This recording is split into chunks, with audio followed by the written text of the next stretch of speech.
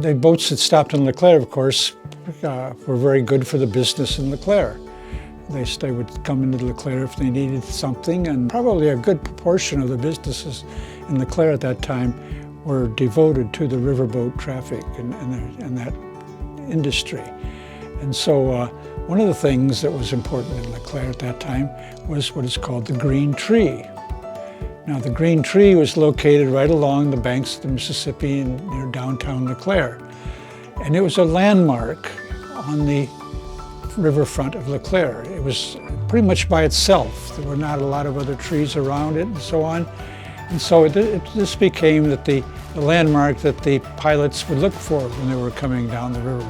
Look for that green tree and head for that green tree. And so it became an important part of LeClaire's history in a way. And it was actually called the Green Tree Hotel at some times.